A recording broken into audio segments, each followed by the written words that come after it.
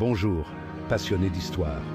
Aujourd'hui, embarquons pour un voyage fascinant à la découverte des liens historiques entre la Russie et l'Afrique.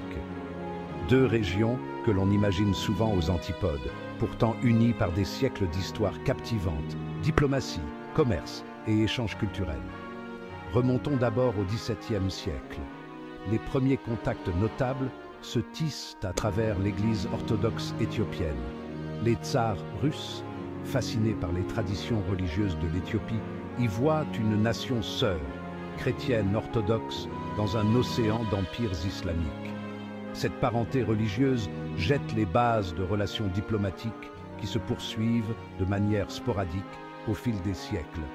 Faisons un bond en avant vers la fin du XIXe et le début du XXe siècle.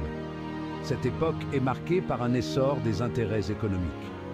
Explorateurs et commerçants russes s'aventurent sur le continent africain, se concentrant notamment sur des régions comme l'Égypte et le Soudan.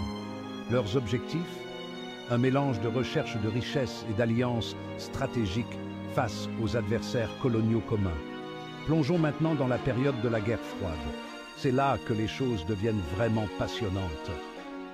Suite à la révolution bolchevique, l'Union soviétique commence à voir l'Afrique comme un champ de bataille crucial pour son influence idéologique. Elle soutient les mouvements anticoloniaux et les États africains nouvellement indépendants en leur apportant aide militaire, assistance économique et programmes éducatifs.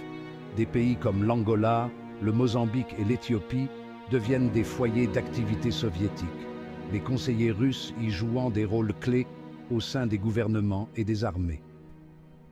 Mais tout n'était pas que politique et guerre. Les échanges culturels se sont également épanouis.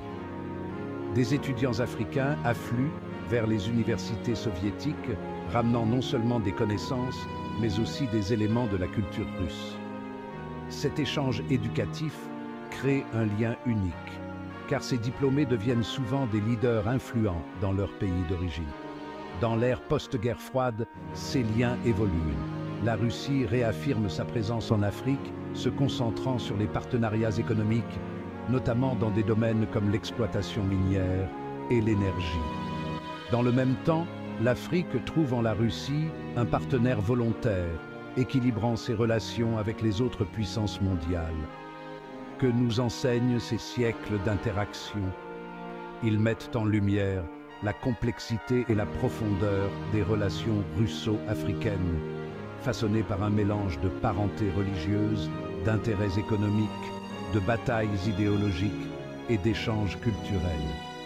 C'est une riche tapisserie qui continue d'évoluer, nous rappelant que l'histoire est un récit vivant et vibrant. Merci de m'avoir accompagné dans cette exploration historique.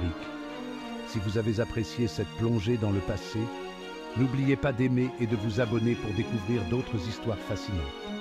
À la prochaine, continuez à explorer l'histoire.